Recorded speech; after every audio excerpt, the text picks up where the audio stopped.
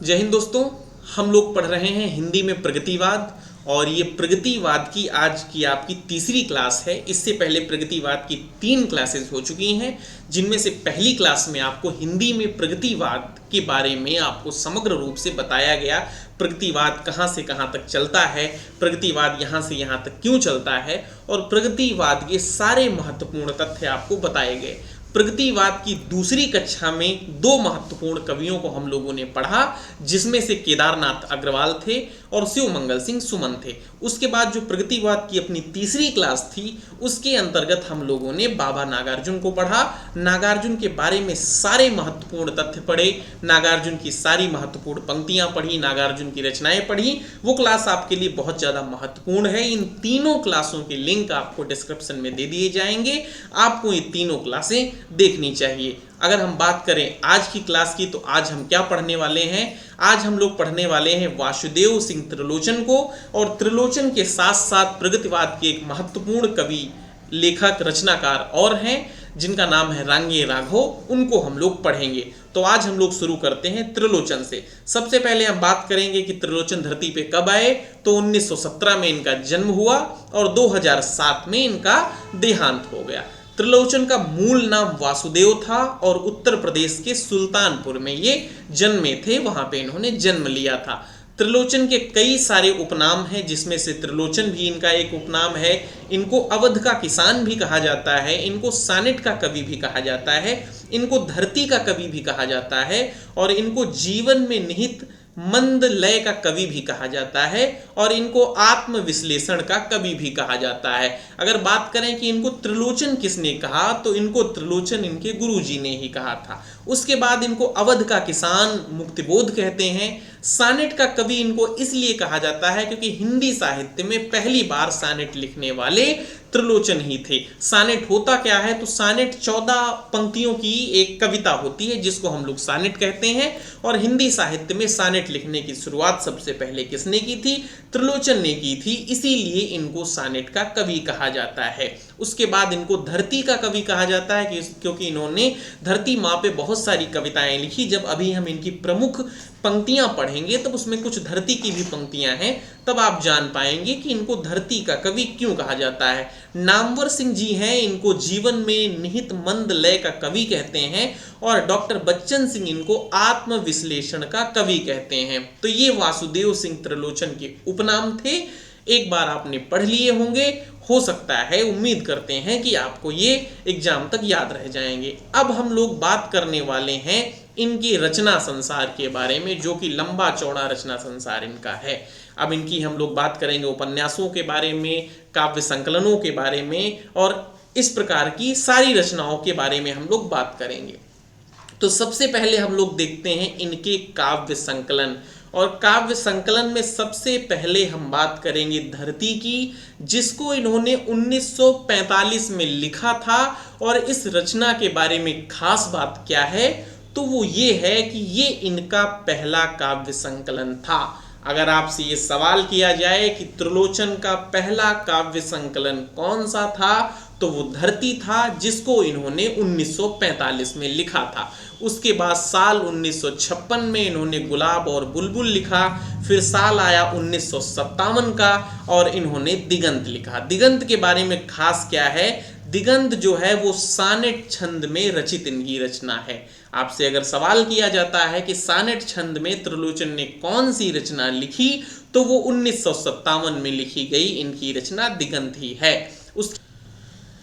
उसके बाद साल आता है 1980 का, और ये साल त्रिलोचन के लिए बेहद महत्वपूर्ण साल था, क्योंकि उसके एक ही साल बाद त्रिलोचन को मिलने वाला था साहित्य अकादमी पुरस्कार।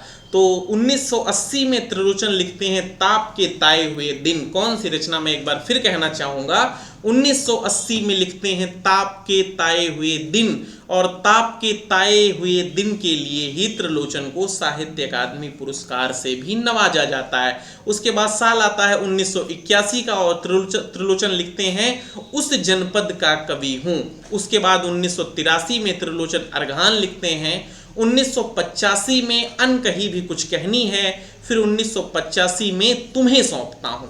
फिर 1985 में फूल नाम है एक, और 1987 में त्रिलोचन लिखते हैं सबका अपना सपना। उसके बाद 1990 में त्रिलोचन अपनी महत्वपूर्ण रचना लिखते हैं, किस सन में लिखते हैं, 1990 में लिखते हैं अमोला। और अमोला के बारे में अगर बात करें विशेष क्या है, तो ये 12वें छंद में लिखी गई त्रिलोचन के द्वारा रचना है। त्रिलोचन एक ऐसे कवि हैं जो पुराने छंदों पे ज़्यादा लिखते हैं, 12वें, सोरठा, दोहा, इन छंदों पे ज़्यादा त्रिलोचन अपनी कविताएं करते हैं। तो अमोला इनकी 12वें छंद में लिखी हुई रचना है। उसके बाद 2004 में ये जीने की कला लिखते हैं। तो ये हो गए काव्य संकलन। उम्मीद करते हैं कि आपको ये जो है समझ में आए होंगे और इनको आप जो है कंठस्थ करिए। जब इन रचनाओं को आप 2 बार, 3 बार, 4 बार पढ़ेंगे, एक साथ अगर आप इनको बैठ के पढ़ेंगे तो एक साथ इनको भूल जाएंगे। इनको याद करने का सबसे अच्छा विकल्प यही है कि इनको कई बार पढ़ें, कई बार पढ़ें। पहले दिन पढ़ें, 2 दिन बाद फिर पढ़ें, फिर 5 दिन बाद फिर पढ़ें। तो इस तरीके से जब ये चीज़ें आपके दिमाग में बैठ जाएंगी तो आप इनको इतनी जल्दी भूल नहीं पाएंगे। अब हम थोड़ा और इनके रचना संसार में एक कदम आगे बढ़ाते हैं, बात करते हैं इनके कहानी संग्रह के बारे में। तो त्रिलोचन का एक कहानी संग्रह है जिसको इन्होंने 1986 में लिखा। अगर पूछा जाए कि इसमें कहानियां कितनी हैं, तो इसमें 20 कहानियां संकलित हैं। बात करें अगर त्रिलोचन की डायरी की, तो त्रिलोचन ने रोज नामचा नाम से एक डायरी लिखी। रोज नामचा आपको नहीं पता ना, मैं बताता हूं कि रोज नामचा होता क्या है। सबसे पहले देखिए कि रोज नामचा जो है वो एक फारसी का शब्द है। रोज नामचा जो है एक फारसी का शब्द है। रोज नामचा का मतलब वो रचना, वो चीज जिस पे आप रोज कुछ ना कुछ लिखें, उसको क्या कहते हैं, रोज नामचा कहते हैं। या इसी रचना को कई किताबों में दैनिकी भी लिखा है, दैनान की भी लिखा है। तो ये वही चीज है। जैसे विभागों में ये रोज नामचा शब्द कहाँ आया, ये रोज नामचा शब्द आया जीडी से। जब आप किसी विभाग में हो जाएंगे तो वहां पे जीडी चलती है, जर्नल डायरी चलती है। जर्नल डायरी का मतलब क्या होता है कि आपने आज क्या किया, कहाँ गए, कब आए, कितने दिन की छुट्टी ली, छुट्टी पे कब गए, छुट्टी से कब आए। तो इस प्रकार के सारे ब्यौरे आपके विभाग के, आपके रोज नामचे में लिखे जाते हैं। तो उसको क्या कहते हैं, जीडी भी बोलते हैं, जर्नल डायरी भी बोलते हैं, रोज नामचा भी बोलते हैं। तो डायरी, अगर कोई इंसान रोज डायरी लिखता है तो वो भी एक तरीके से रोज नामचा भी हुआ। तो रोज नामचा आपको समझ में आया होगा। तो इनकी डायरी का नाम क्या है, रोज नामचा है, और इसको इन्होंने 1992 में लिखा था।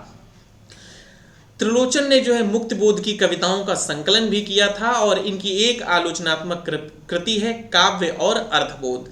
तो ये इनका कुल मिला के रचना संसार हो गया। अब हम लोग बात करते हैं त्रिलोचन की प्रमुख प्रमुख कविताओं के बारे में। तो त्रिलोचन की एक प्रमुख कविता है दीवारें दीवारें दीवारें, ये त्रिलोचन की प्रमुख कविता है। उसके बाद इतने दिनों मनुष्यता का कोई महत्व नहीं। उसके बाद नेवला त्रिलोचन की बेहद महत्वपूर्ण कविता है। फिर भाषा की लहरें, अगर चांद मर जाता, चीन चीन महान चीन, कल फिर वह भिक्षुक आया था, और नगई मेहरा, ये भी त्रिलोचन की महत्वपूर्ण रचना है। तो ये जो है त्रिलोचन की हो गई रचनाएं। अब हम बात करेंगे त्रिलोचन की पंक्तियों के बारे में। कुछ पंक्तियां जो हैं आपके सामने रखी गई हैं। मैंने बार बार आपसे कहा है कि पंक्तियां आपको कोई पढ़ा नहीं सकता। पंक्तियां पढ़ने के लिए आपको साहित्य में अपना इंटरेस्ट दिखाना पड़ेगा, आपको कवि को सर्च करना पड़ेगा, सर्च करने के बाद उनकी कविताओं को पढ़ना पड़ेगा और जानना पड़ेगा वो किस तरीके से लिखता है। यही एक विकल्प है कि आप पंक्तियों को पहचान पाएं, वरना 4 पंक्तियां, 5 पंक्तियां, 10 पंक्तियां या गाइड से 20 पंक्तियां पढ़ के आप पंक्तियों वाला क्वेश्चन सही नहीं कर सकते।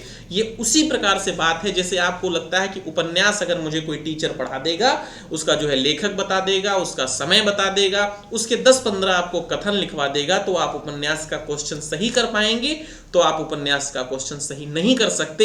इस समय तो बिल्कुल नहीं कर सकते जिस टाइप के पेपर इस समय आ रहे हैं। अगर आपको उपन्यास से सवाल सही करने हैं, नाटक से आपको क्वेश्चन सही करने हैं, तो उसका बस एक ही मार्ग आपके पास शेष है। मार्केट जाइए, किताब लाइए और उसको बैठ के पढ़िए, वो भी एक बार नहीं, कम से कम 2 बार उनकी रीडिंग लगाइए और कोशिश करिए कि एक उपन्यास 2 से 3 दिन में पूरा हो जाना चाहिए। अगर आप इतना कर लेते हैं तो मेरी गारंटी है कि आपसे कोई क्वेश्चन गलत नहीं करा पाएगा। मैं आपसे फिर कह रहा हूँ, पंक्तियों का सिर्फ मेरा उद्देश्य इतना है कि मैं कोरम पूरा कर दूं कि मैंने आपको पंक्तियां पढ़ाई, इसके अलावा कुछ भी नहीं। पंक्तियां आपको स्वयं पढ़नी पड़ेंगी। खैर जो है कुछ इंपॉर्टेंट पंक्तियां आपको पढ़ाते हैं। देखो जो त्रिलोचन थे वो तुलसीदास के बेहद फैन थे, तुलसीदास से बहुत प्रभावित ये कवि थे। इन्होंने तुलसीदास पे अपनी एक पूरी जो है रचना भी लिखी है। उनकी दो प्रमुख पंक्तियां हैं जो मैंने आपके लिए लिखी हैं कि तुलसी बाबा भाषा मैंने तुमसे सीखी, मेरी सजग चेतना में तुम रमे हो। तो ये एक प्रश्न भी है कि कौन सा जो है प्रगतिवादी कवि तुलसीदास से बेहद प्रभावित था, तो वो त्रिलोचन ही है। एक तुलसीदास की और बहुत प्रमुख पंक्ति है कि मुझे जगत जीवन का प्रेमी बना रहा है प्यार तुम्हारा। और अगर बात करें त्रिलोचन की पंक्ति के बारे में, तो ये भी त्रिलोचन की प्रमुख पंक्ति कही जाती है कि मुझ में जीवन की लय जागी, मैं धरती का हूं अनुरागी। अब देखिए त्रिलोचन को इसीलिए धरती का कवि कहा जाता है। मुझ में जीवन की लय जागी, मैं धरती का हूं अनुरागी, जड़ी भूत करती है मुझको वह संपूर्ण निराशा त्यागी। उसके बाद त्रिलोचन की एक और प्रमुख पंक्तियों की कुछ प्रमुख कविता की कुछ पंक्तियां पढ़ते हैं कि जड़ता है जीवन की पीड़ा, निस्तरंग पाषाणी क्रीड़ा, तुमने अनजाने वह पीड़ा, छब से सर से दूर भगा दी। तो ये भी हो गई। उसके बाद ये जो है शब्द काव्य संग्रह से इनकी रचना है, इसको भी पढ़ लेते हैं कि विषय शिला संकुला, पर्वतो भूता गंगा, शशि तारक हता, अब विद्रुता अतिशय पूता। ये भी इनकी रचना है। फिर उसके बाद दरअसल ये प्रगतिवादी कवि थे, तो मार्क्सवाद साम्यवाद पे लिखना तो बनता ही था। तो ये लिखते हैं साम्यवाद के पथ में लीड किया करते हैं, मानवता का पोस्टर देख लगे रेंकने। ये तो इंपॉर्टेंट पंक्ति आपके लिए है। उसके बाद एक और इनकी इंपॉर्टेंट पंक्ति है कि यूं ही कुछ मुस्कुरा कर तुमने परिचय की वह गांठ लगा दी। तो इनको भी आप याद रखिए और आप पंक्तियां अपने इस तरह से पढ़िए। गूगल पे सर्च करिए, गूगल पे एक बहुत अच्छी वेबसाइट है कविता कोश के नाम से, आप रचनाकार का नाम डालिए, कविता कोश पीछे डालिए, सारी उसकी कविताएं आ जाएंगी। खूब धूमधाम से पढ़िए अगर आपको पंक्तियां सही करनी हैं। उसके बाद हम अपने आज के अगले कवि की बात करेंगे, रांगे राघव। रांगे राघव का जन्म 1923 में हुआ और इनका देहांत जो है 1963 में हुआ। ये आगरा में रहने वाले थे, लेकिन आगरा में जन्मे नहीं थे। इनका मूल निवास कहाँ पे था? वो तिरुपति में था, आंध्र प्रदेश में था। ये भी एक रांगे राघव के लिए विशेष बात है कि एक इंसान जो है मूल हिंदी भाषी न होकर हिंदी में इतनी बेहतरीन रचनाएं करता है। तो रांगे राघव का जन्म स्थान जो था वो जो है आगरा जो है रहते थे आगरा में, लेकिन ये जो है मूल निवासी कहाँ के थे? वो तिरुपति आंध्र प्रदेश के थे। इनका मूल नाम जो था वो था तिरुमल्ले नंबाकम वीर राघव आचार्य, ये इनका मूल नाम था। इसको आप लोग मन करे याद रखिएगा, मन करे नहीं याद रखिएगा, लेकिन ये इनका मूल नाम था। अब इनकी हम बात करेंगे इनके रचना संसार के बारे में। तो सबसे पहले हम लोग देखेंगे इनकी काव्यात्मक रचनाएं कौन कौन सी हैं।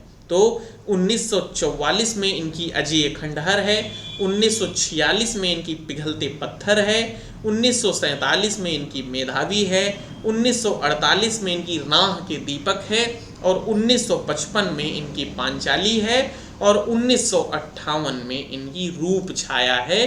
तो ये इनकी काव्यात्मक रचनाएं हैं। अब हम लोग बात करेंगे इनके उपन्यासों के बारे में। रांगे राघव के बारे में अगर कुछ सबसे ज़्यादा विशेष है तो इनके उपन्यास भी हैं। इनके उपन्यास हों या इनके उपन्यासों के फैक्ट हों, ये दोनों चीज़ें आपके लिए इम्पॉर्टेंट हैं। तो शुरू करते हैं इनके उपन्यासों के बारे में पढ़ना। सबसे पहले हम पढ़ेंगे घरौंदा के बारे में। और ये जो घरौंदा था, ये घरौंदा इनका पहला उपन्यास था जिसको इन्होंने 1946 में लिखा था। और ये किस पृष्ठभूमि पे लिखा गया था? तो ये विश्वविद्यालय परिसर की पृष्ठभूमि पे लिखा गया था। उम्मीद है कि आप याद रखेंगे। पहला उपन्यास घरौंदा लिखा कब गया? 1946 में। और किस विषय पे लिखा गया था? तो विश्वविद्यालयी परिसर पे लिखा गया था। दूसरे तथ्य की अगर हम बात करें तो भगवती चरण वर्मा का एक उपन्यास था टेढ़े मेढ़े रास्ते, आपको पता होगा। टेढ़े मेढ़े रास्ते की प्रतिक्रिया स्वरूप इन्होंने लिखा था सीधा साधा रास्ता। तो सीधा साधा रास्ता इन्होंने भगवती चरण वर्मा के द्वारा लिखे गए उपन्यास टेढ़े मेढ़े रास्ते की एक प्रतिक्रिया थी। दूसरा तथ्य ये भी पढ़ लेते हैं कि इनका एक उपन्यास था ये विषाद मठ। इनका एक उपन्यास था विषाद मठ जिसको इन्होंने लिखा था 1946 में। विषाद मठ इन्होंने 1946 में लिखा और ये जो है बंकिम चंद्र चट्टोपाध्याय के आनंद मठ के द्वारा लिखे हुए उपन्यास का प्रति उत्तर था और ये बंगाल के अकाल पर इनका आधारित उपन्यास था। तो ये 3 फैक्ट आपको समझ में आए। अब हम इनके बात कर लेते हैं उपन्यासों की। तो सबसे पहले हम इनके देखेंगे कि इनके जीवनी परक कौन कौन से उपन्यास हैं। तो जीवनी परक उपन्यासों में इनका देवकी का बेटा हो गया, यशोधरा जीत गई, लोई का ताना हो गया, रत्ना की बात हो गया, धूनी का धुआं हो गया। तो ये इनके जीवनी परक उपन्यास हैं। अब हम बात करेंगे कि जन जीवन से संबंधित इनके यथार्थ उपन्यासों के बारे में। तो सीधा साधा रास्ता हो गया, अभी हमने देखा सीधा साधा रास्ता टेढ़े मेढ़े रास्ते की प्रतिक्रिया है। उसके बाद ये उपन्यास 1951 में लिखा गया। इनके द्वारा 1957 में भी एक बहुत महत्वपूर्ण उपन्यास लिखा गया जिसका नाम है कब तक पुकारूं। राई और पर्वत इन्होंने लिखा, छोटी सी बात इन्होंने लिखा, धरती मेरा घर इन्होंने लिखा और आखिरी आवाज इन्होंने लिखा। फिर हम बात करेंगे कि इनके ऐतिहासिक उपन्यासों के बारे में कि इन्होंने कौन कौन से ऐतिहासिक उपन्यास लिखे। तो ऐतिहासिक उपन्यास इनके सारे के सारे बहुत ज़्यादा इंपॉर्टेंट हैं। 1948 में ये मुर्दे का टीला लिखते हैं और मुर्दे का टीला मोहनजोदड़ो की सभ्यता पर आधारित उपन्यास है। साल 1950 में ये प्रतिदान लिखते हैं और प्रतिदान जो है जो महाभारत काल में ब्राह्मण और क्षत्रियों के संघर्ष के बारे में उपन्यास है। ये जो चीवर है, चीवर में क्या है, चीवर उपन्यास जो है वो हर्षवर्धन के समय का उपन्यास है। फिर 1953 में ये लिखते हैं अंधेरे के जुगनू। ये जो उपन्यास है दास प्रथा को संरक्षित रखने के लिए जो कुलीन वर्गों के द्वारा प्रयास किए गए उनका चित्रण इस उपन्यास में है। 1957 में ये पंछी और आकाश लिखते हैं। फिर राह न रुकी 1958 में लिखते हैं। इस उपन्यास में बुद्ध और महावीर युग के जागरण से संबंधित बातें हैं। तो ये इनके ऐतिहासिक उपन्यास हैं। कौन कौन से हैं एक बार मेरे साथ फिर से सुनिए। 1948 में मुर्दे का टीला, 1950 में प्रतिदान, 1951 में चीवर, 1953 में अंधेरे के जुगनू, 1957 में पक्षी और आकाश और 1958 में राह न रुकी। ये इनके ऐतिहासिक उपन्यास हैं और किस उपन्यास में क्या क्या है ये भी मैंने आपको बता दिया।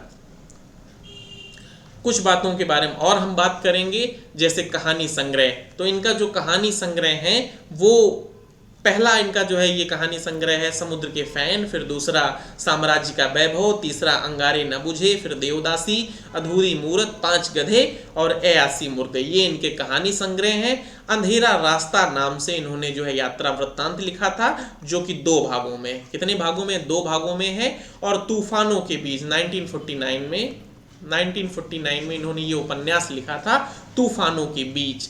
तो ये जो है 2 कवि हो गए। हमने रांगे राघव को पढ़ लिया और त्रिलोचन को पढ़ लिया जिसमें हमने इनकी रचनाएं देख ली, जो इंपॉर्टेंट फैक्ट थे वो देख लिए। उम्मीद करते हैं कि ये क्लास आपको पसंद आई होगी। अगर क्लास आपको पसंद आई है तो ही लाइक करिए, तो ही सब्सक्राइब करिए, तो ही शेयर करिए। तब तक आप अपना ध्यान रखिए, आप अपने लोगों का ध्यान रखिए। धन्यवाद।